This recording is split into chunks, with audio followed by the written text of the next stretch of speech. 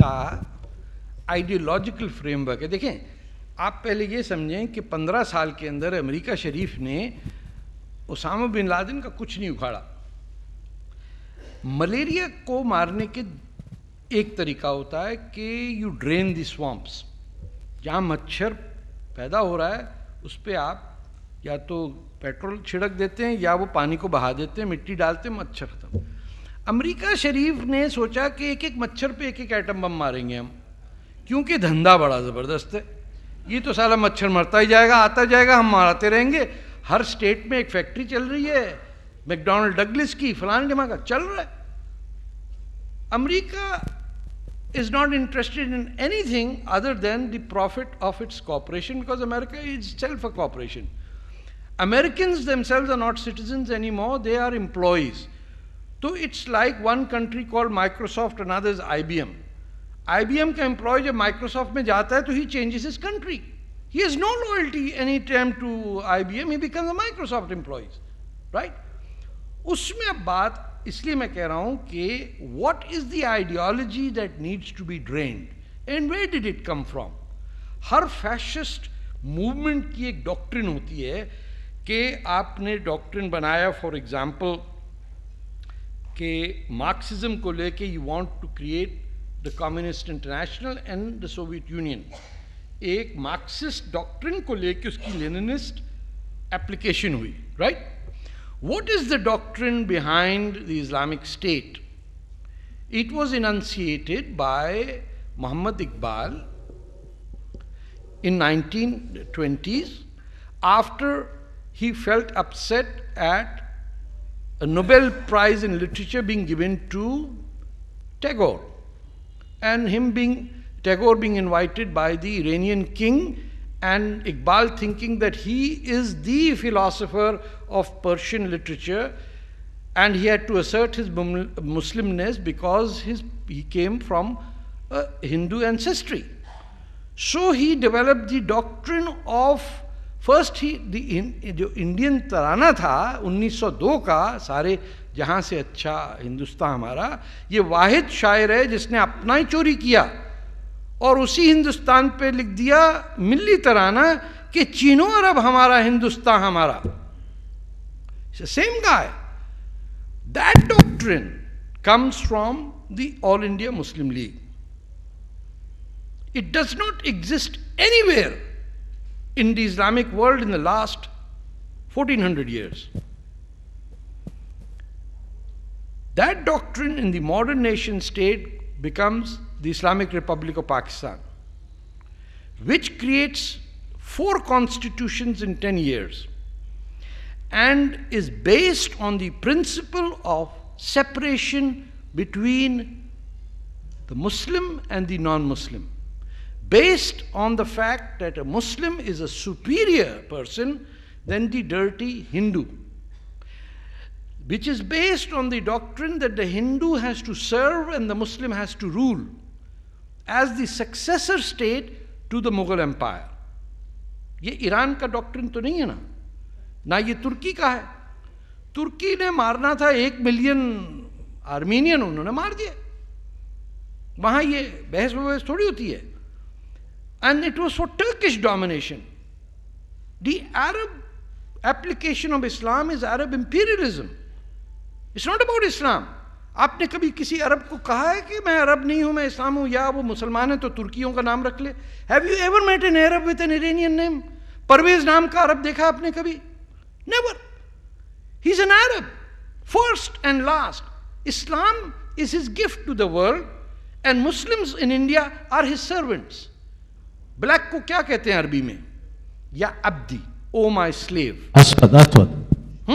Black को Aswad कहते हैं, अस्वद। नहीं, वो ब्लैक कलर की बात नहीं कर रहा हूं, ब्लैक इंसान की बात कर रहा हूं। अस्वद कहते हैं ब्लैक को अरबी में। सर कलर की बात नहीं कर रहा हूं, काले इंसान की बात कर रहा हूं। अब्दी या अब्दी, इट्स ओ माई स्लेव। सर मान ले 10 साल अरब की खिदमत करके आया हूं, मान लें सर। तो ये डॉक्ट्रिन रेसिज्म का और इस्लामिक सुप्रीमेसी का is only native to the partition of India into an Islamic republic and a secular republic. Otherwise, there is no connection between Bangladesh and Pakistan, right? So, the doctrine of that is the doctrine of the Pakistan army, jihad fi sabilillah. अब translator हैं तो बता दीजिए जिहाद फी सबीलिल्लाह का मतलब क्या? Armed war, holy war in the name of, in the service of God, right? It's a doctrine of armed jihad. It doesn't work in Iran or Turkey or Indonesia or Malaysia or Libya or Nigeria. है तो बता दें, ये सिर्फ पाकिस्तान का ही constitution है ना. That is the foundation document on the basis of which the whole notion of Islamic State exists. और 700 रुपये खर्च करिए और ये किताब ले लीजिए और पढ़ने के बाद किसी दोस्त को दीजिएगा तो समझ में आ जाएगा, वरना मैं अभी शुरू कर दूंगा पढ़ना और शाम हो जाएगी फिर लेट. Thank you.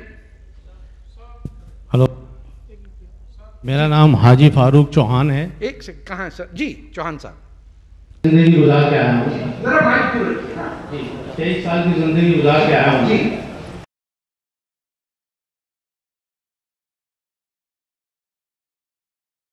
आप वहाँ पर रहे तो इंडिया के कभी भी फेवर में आपने कोई बात करी वहाँ पर सऊदी अरब में? एक सेकंड, सवाल है या जवाब है? ये सवाल आपसे. हाँ बिल्कुल की. कहाँ की यानी आपने? मैं 87 में निकला था. Letter to the editors Arab News में पढ़ लीजिए सर जी, लिखा. तो वहाँ का कानून मालूम है आपको क्या है कि किसी भी हुकूमत के खिलाफ आप बोल नहीं सकते. मैं तो बोला नहीं, अगर आपने बोला है तो कहीं नहीं बोला है, क्योंकि हमने भी देखा है वहां पर अगर आप किसी भी हुकूमत के खिलाफ बोलते हैं तो सीधा ले जाके रियाद के अंदर दीरा में गर्दन काट देते हैं उसकी. नहीं नहीं, अगर आप डरते हैं, क्योंकि हमने नहीं डरे नहीं, हम तो डांटे नहीं सर, डांटे नहीं. एक चीज और अख्तर भाई, डांटे नहीं, नाराज नहीं. आपने सवाल मुझसे किया कि क्या आपने किया, मैंने कहा हाँ. फिर आपने कहा कहाँ, मैंने कहा अरब न्यूज में. फिर आपने कहा कि आपको यकीन नहीं आया क्योंकि आप समझ रहे मैं झूठ बोल रहा हूं. नहीं, वहां का कानून ऐसा है कि नहीं, आप बोल नहीं सकते. सर आपके लिए कानून है, आपको डर लगता होगा, मुझे डर नहीं लगता. नहीं, हम सऊदी अरेबिया को मैं ठुड्डे से मारता हूं, वो आपको थूकता है और आप उसकी पूजा करते हैं. वो आप पे थूकता है एंड यू रिस्पेक्ट हिम. आप बताइए कि आप यहां सऊदी आते हैं और 15-15 साल की लड़की ले जाते हैं. Have you stop them? Sir मैं आनंद शुक्ला, अब इसको जर्नलिस्ट हूं.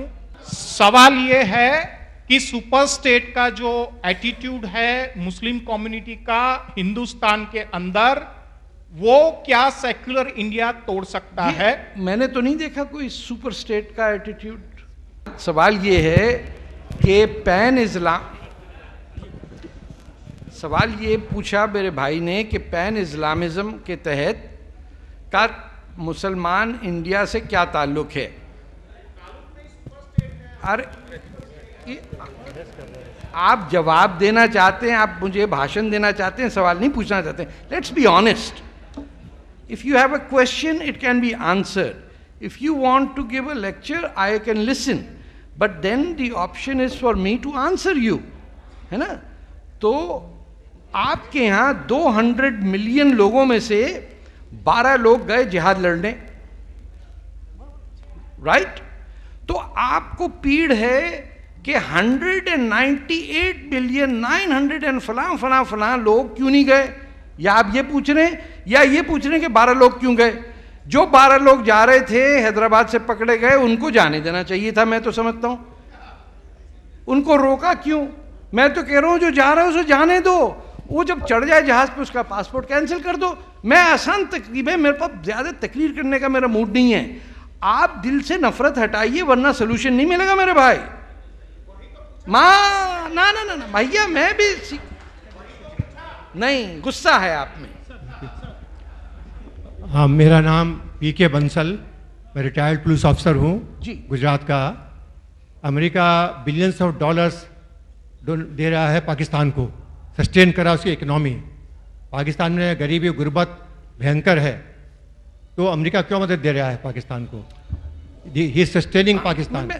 आपका सवाल ये था कि अमेरिका पाकिस्तान को क्यों पैसे दे रहा है? क्योंकि अमेरिकियों को किकबैक मिलता है. बड़ा आसान है.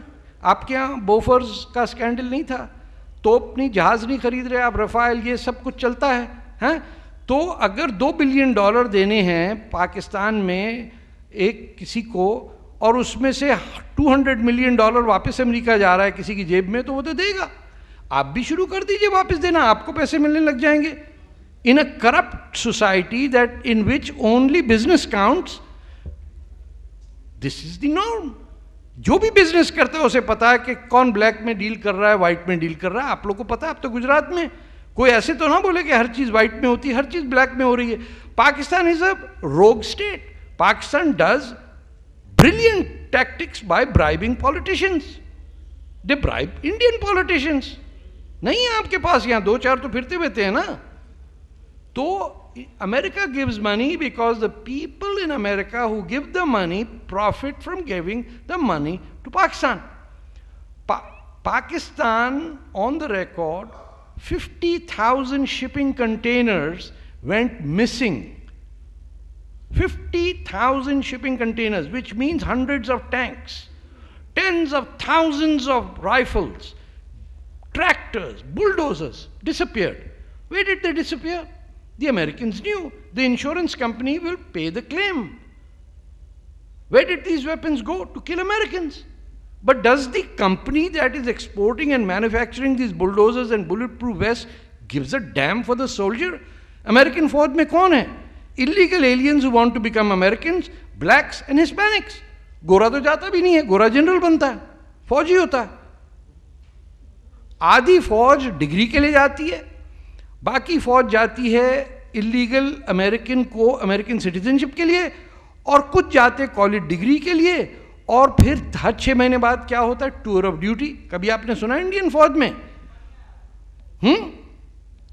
अच्छा, so tour of duty means you made tourism out of war.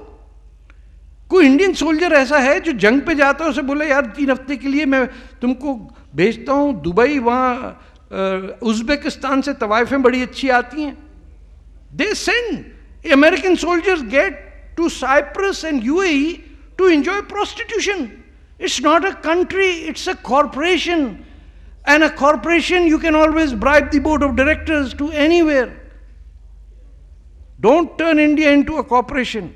India is a civilization.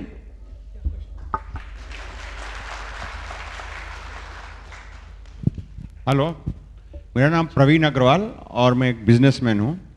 आपने अपनी तकरीर में बलूचिस्तान का काफ़ी जिक्र किया और आपने बताया कि वो हिंदुस्तान से काफ़ी आशाएं रखता है, तो वो किस तरह के, उसमें थोड़ा सा आप और एलोबोरेट करना चाहेंगे कि जैसे जो लोग हैं या उन जैसे पाकिस्तानियों की तरफ से, यानी पाकिस्तान की हुकूमत की तरफ से कहना चाहिए, बलूचिस्तान ऐसे तो पार्ट तो उसका ही है, लेकिन उनकी जो हुकूमत है उनकी तरफ से जो भी अत्याचार हो रहे हैं उसमें हम लोग, यानी कि चाहे हिंदुस्तान की सरकार हो या हिंदुस्तान की जनता हो, वो किस प्रकार से उनके लिए सहायक हो सकती है?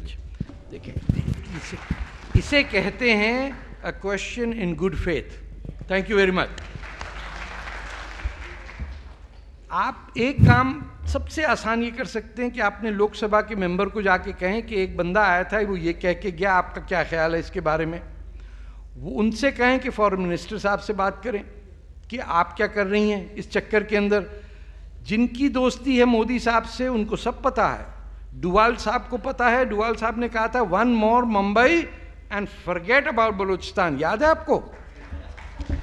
This is before the election, before he became the NSA. He said it. He said 1 more Mumbai and forget about Balochistan. What is a pity not a single Indian newspaper understood what he said. I'm glad you asked the question. What you can do is you can talk about it. आपके गुजरात में कई हजार Bloch रहते हैं, उनके नाम last name होता है मकरानी।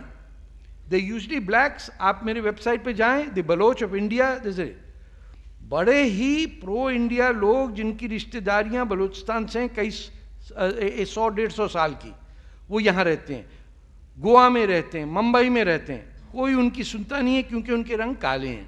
दे are children of African slaves brought from Gwadar by Arab slave traders and sold in India.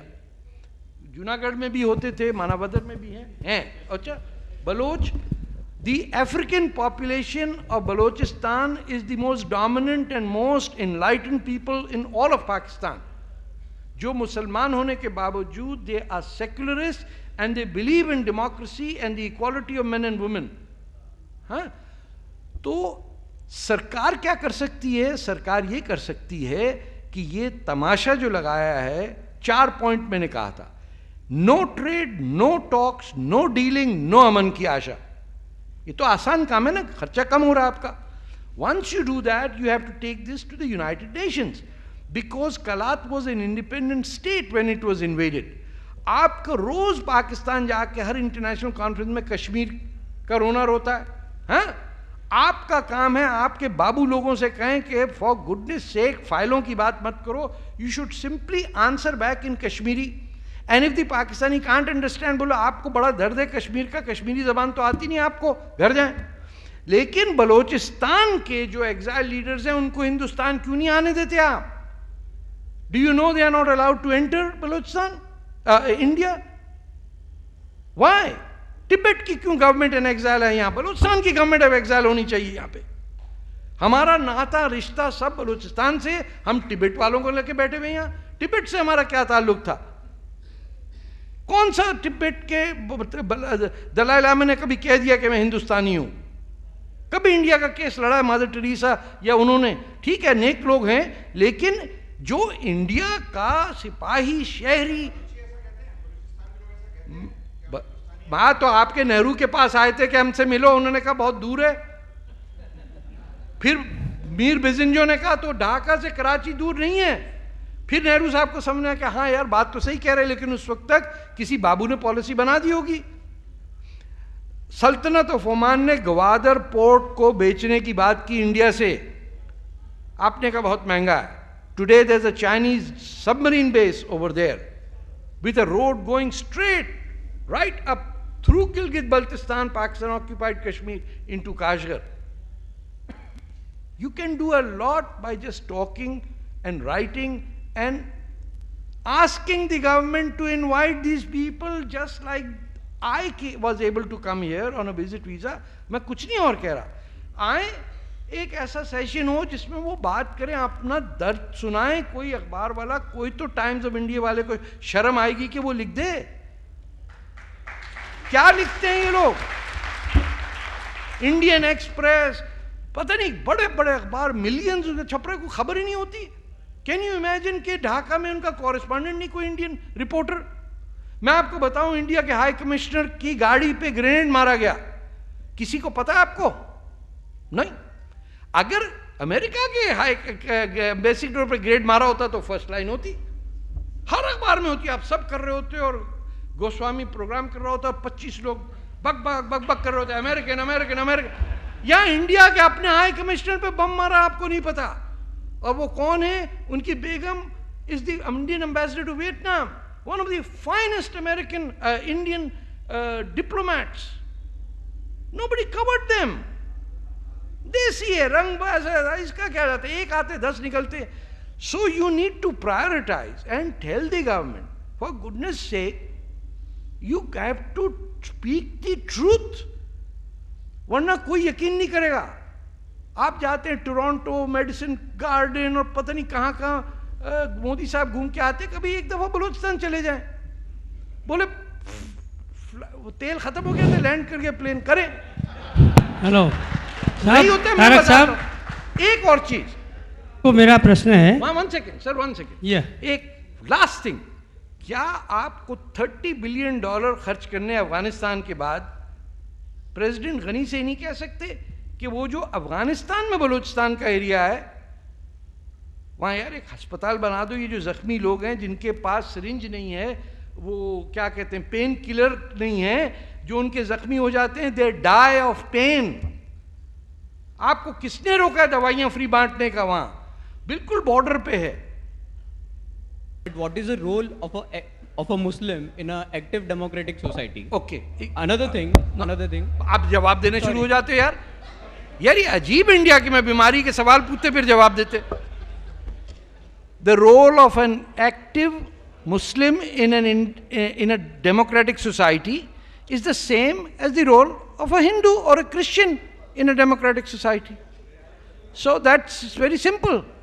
वो भी इंसान है, जानवर तो नहीं है. Like taking the case of Pakistan, where there has always been resistance. Question, sir. Taking the case of Pakistan, there has always been resistance towards accepting democracy. So that's why I'm like. एक second, मैं बताऊं आपको. Yeah. Pakistanis have overthrown 4 military dictators. ये बता दूं आपको, आपको नहीं पता है. हाँ, फिर कैसी बात की आपने? जेल गए हो? जेल गए हो डेमोक्रेसी के लिए? नहीं. आपको पता है कि उठा के याया खान को फेंक दिया, 30 लाख आदमी मरे, और आप पूछ रहे हैं कि पाकिस्तानी क्या करे? तो और कितना मानना चाहते हो हमें?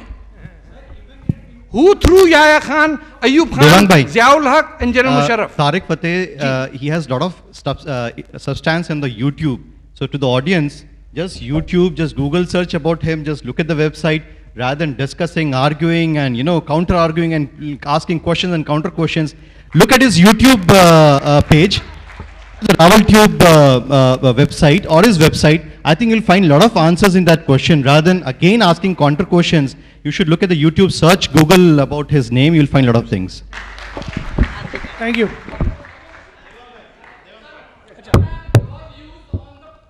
Foreign policy of this present government.